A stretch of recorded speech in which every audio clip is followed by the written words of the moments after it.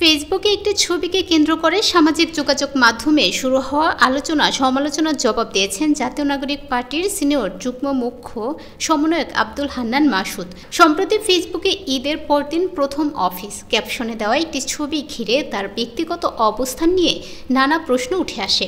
এবার আরেকটি স্ট্যাটাসে তিনি ব্যাখ্যা দিয়েছেন ছবির সেই অফিসটি তার নয়। শনিবার সকালে নিজের ভেরিফাইড ফেসবুক প্রোফাইলে দেওয়া পোস্টে হান্নান মাসুদ জানান, ছবিতে যে অফিসটি দেখা গেছে সেটি আসলে জাতীয় নাগরিক পার্টির অস্থায়ী অফিস।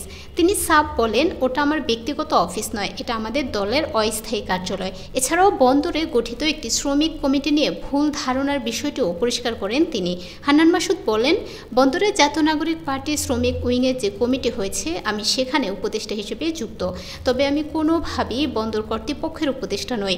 এর আগে 12 এপ্রিল দেওয়া ফেসবুক স্ট্যাটাসে হান্নান মাসুদ লিখেন, ঈদ পরবর্তী সময়ে প্রথম দিনের মতো অফিসে আসা এক অন্যরকম ভালো লাগা।